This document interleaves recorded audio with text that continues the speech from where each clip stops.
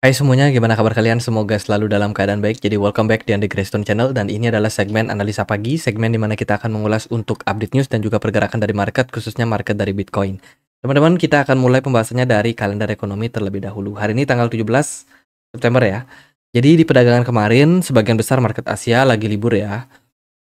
Tapi market Uni Eropa dan Amerika Serikat tetap aktif. Kemarin kita dapat rilis data terkait dengan wages in Eurozone, di mana hasilnya adalah upah rata-rata karyawan di Eropa itu mengalami penurunan dari 5,2 menjadi 4,5% saja.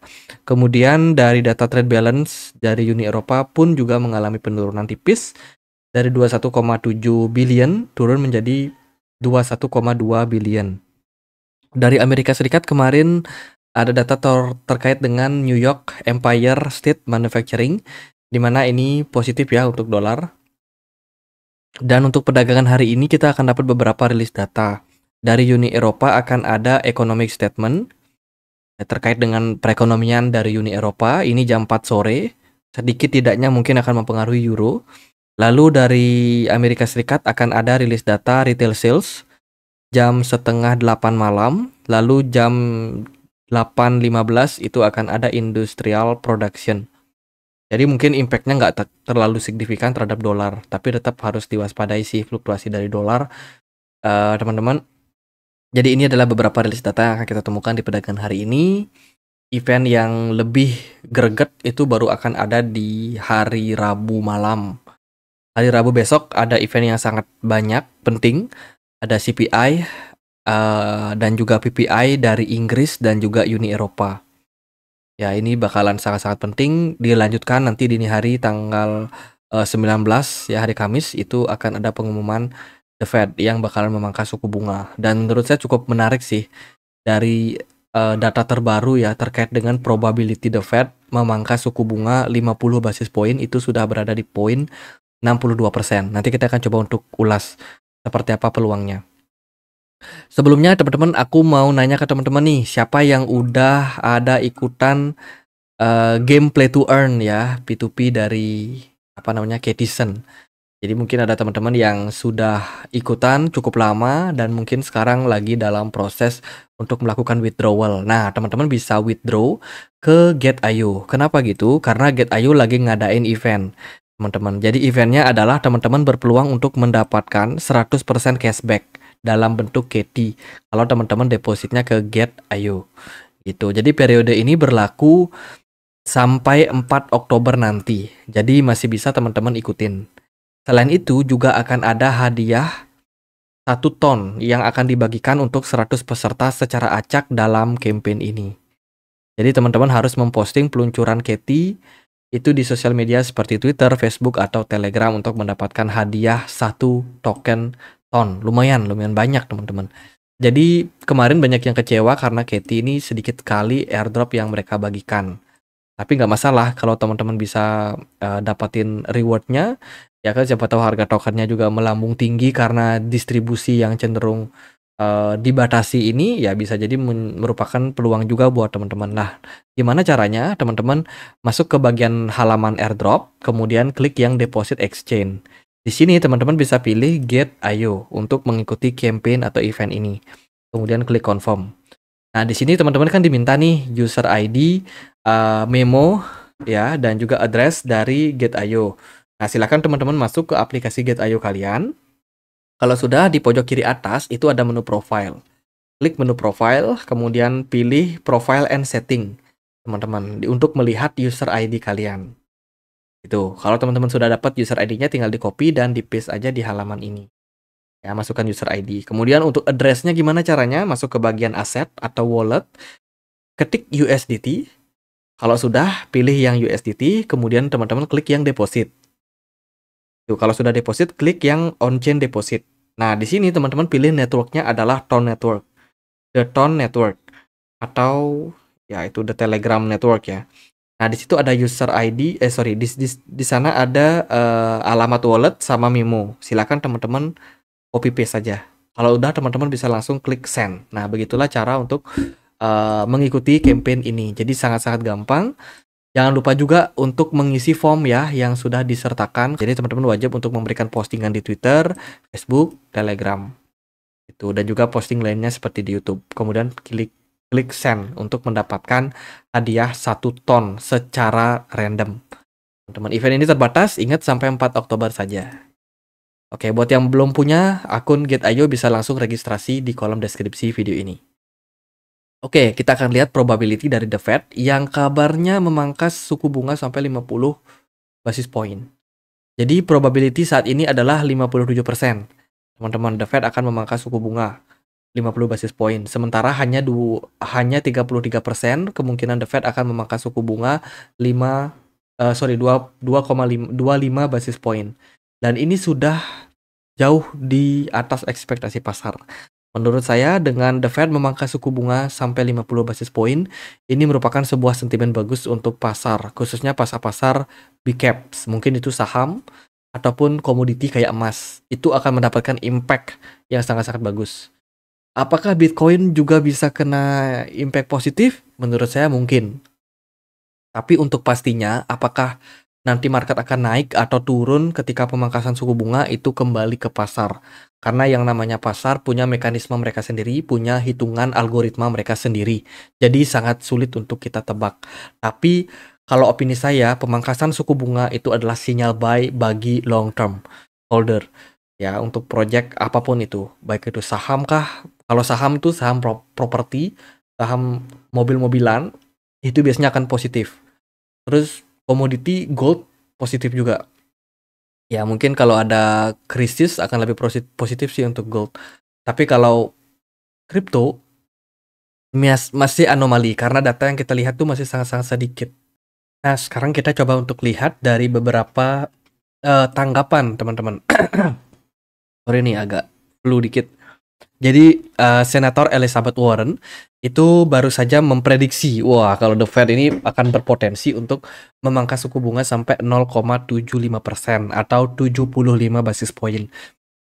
Ini terlihat agak aneh karena kalau kita lihat dari data yang valid aja dari CME Group itu cuma 57% probability untuk The Fed pangkas suku bunga 50 basis point. Tapi Elizabeth Warren ini agak aneh ya, dia prediksi bahkan di atas dari level tersebut. Wow. Tapi apapun itu kita akan melihat nanti seperti apa keputusan dari Bank Sentral. Apakah memang Elizabeth Warren ini sudah dapat bisikan dari Jerome Powell atau bagaimana, kita tidak tahu pasti. Tapi andai kata kalau 75 basis point itu luar biasa sih teman-teman, market mungkin akan merespon sangat-sangat positif. Tapi probability-nya menurut saya sangat kecil. Ya, paling yang kita bisa lihat saat ini adalah The Fed, Jerome Powell itu sangat-sangat berhati-hati dalam mengambil keputusan. Nggak mungkin seagresif itu ya Jerome Powell teman-teman.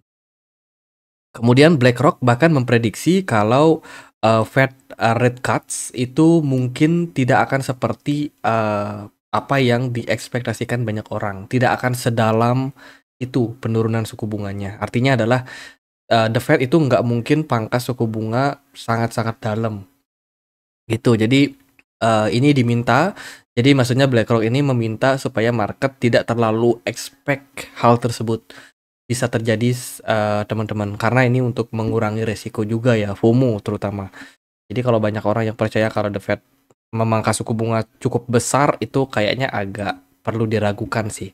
Dan menurut saya ini lebih masuk akal ya, BlackRock melihat bahwa kemungkinan pemangkasan suku bunga yang dilakukan oleh The Fed itu bakalan sangat hati-hati karena impact-nya ini terhadap banyak industri seperti perbankan, kemudian perumahan, otomotif.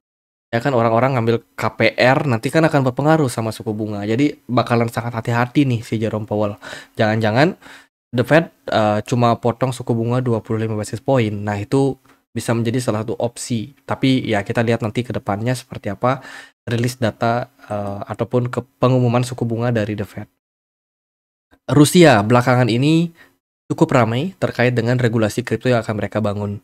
Rusia to regulate cross-border crypto payment by November. Jadi berita terbaru terkait dengan perkembangan dari kripto di Rusia ini sudah mulai terbuka ya. Kalau kita lihat dari beberapa berita juga sebelumnya penambangan Bitcoin di Rusia sudah mulai dibuka, sudah mulai diizinkan hanya di beberapa daerah saja. Meskipun begitu, pajak sudah mulai diambil oleh Rusia terkait dengan hal tersebut dan juga exchange itu sudah mulai juga dibuka untuk regulasinya.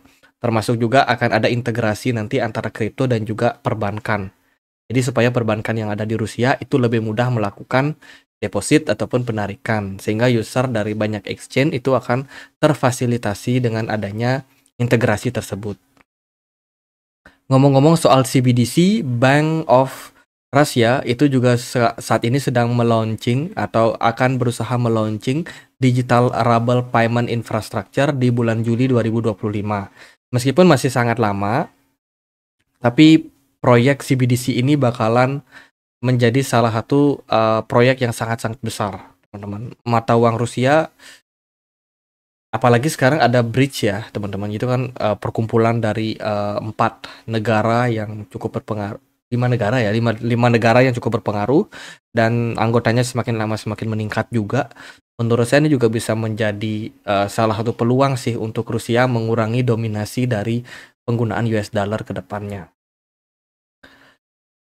Itu kemudian Bitcoin Exchange deposit itu mengalami penurunan belakangan, guys. Dari data terbaru menunjukkan bahwa ketika pergerakan Bitcoin dalam proses konsolidasi, ternyata deposit ke exchange makin lama makin turun.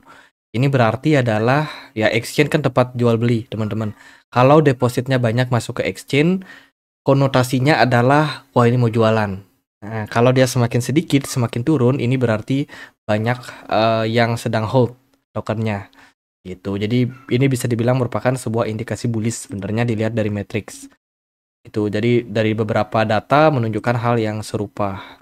Semoga ini merupakan sebuah sinyal bagus ya untuk market ke depannya. Kemudian ada integrasi antara Tether, Tron sama TRM Labs. Nah, ini kabarnya mereka bikin sebuah grup teman-teman untuk menangani yang namanya kejahatan di dunia kripto.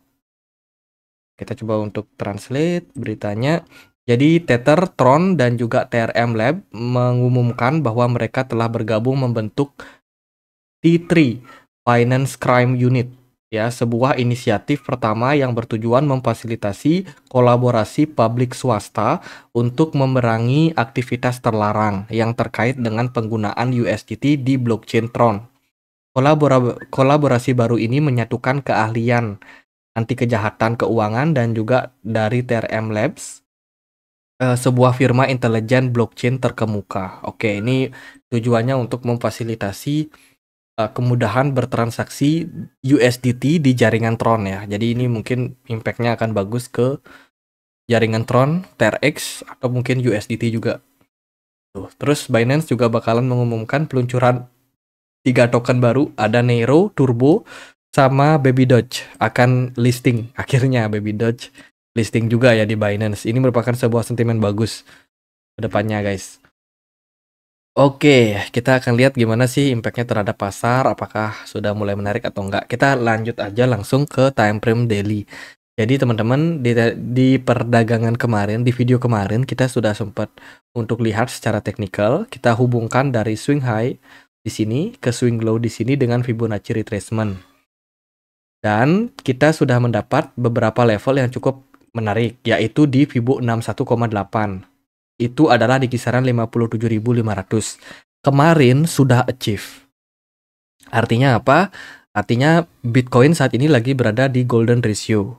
Ini biasanya seringkali merupakan sebuah indikasi positif. Andai kata Bitcoin mampu mempertahankan level support 57.500, akan ada probability untuk Bitcoin mantul di area tersebut dan kembali mengalami trend rally. Again, bakalan balik lagi semua ke data ekonomi. Ya, jadi sentimen ekonomi akan sangat-sangat berpengaruh terhadap bullish atau tidaknya Bitcoin. Dan saat ini menurut saya posisi Bitcoin ini cukup bagus untuk rally. Semoga aja dalam jangka waktu pendek Bitcoin akan bisa mengalami tren kenaikan. Apalagi kemarin juga aku perhatikan volume perdagangannya itu sudah mulai ada peningkatan ya, meskipun smart money-nya masih belum terlalu agresif. Masih mayoritas wait and see melihat rilis data yang akan diberikan oleh The Fed ke depannya. Tapi ini merupakan sebuah level ideal untuk teman-teman masuk, especially untuk Bitcoin ya. Mungkin kalau altcoin kemarin kebetulan BTC dominance agak sedikit turun, cuma penurunannya belum terlalu signifikan. Jadi bisa jadi sih altcoin juga akan mendapatkan momentum yang bagus. Mayoritas altcoin masih drop ya, teman. Tapi saya menyambut positif aja pergerakan dari Bitcoin. Hari ini saya berencana untuk akumulasi lagi ya, karena saya melihat ada probability untuk Bitcoin rally di menjelang dari pengumuman suku bunga dari The Fed. Gitu, harapannya sih level 57.500 ini merupakan level yang cukup ideal untuk entry. Jadi bisa kedepannya rally teman-teman. Ya harapannya seperti itu. Apakah nanti bakalan terpenuhi atau enggak? Ya semua balik lagi ke market. Tapi andai kata pergerakan Bitcoin tidak naik setelah saya beli di kisaran level 57.000, saya akan tetap hold sih. Nggak ada masalah ya di level saat ini. Udah cukup ideal menurut saya, cukup menarik juga dari sudut pandang jangka pendek. Gitu, smart money belum terlalu muncul untuk market, jadi memang ini agak high risk dan belum ada indikasi tentang reversal pattern. Jadi kalau teman-teman mau ngikutin, make sure teman-teman sudah paham resikonya. Gitu. Jadi resiko ditanggung teman-teman sendiri. Saya sendiri tidak menyarankan ya, cuma saya berbagi opini saja. Itu sih. Jadi ya sementara pola descending broadening wedge masih aktif dengan target jangka menengah itu di kisaran level 90.000. Even kalau bisa lebih, bisa ke 110.000 untuk Bitcoin. Oke, gitu aja pembahasan kali ini. Semoga bisa bermanfaat buat teman-teman. Jika ada pertanyaan lain, ada koin lain buat dibahas, bisa banget tulis di kolom komentar channel YouTube ini. Kita punya komunitas diskusi di Telegram, tempat aku untuk update berita-berita terbaru. Bagi teman-teman yang mungkin mau join, linknya di kolom deskripsi video ini. Sekian aja, akhir kata saya Andri. Makasih.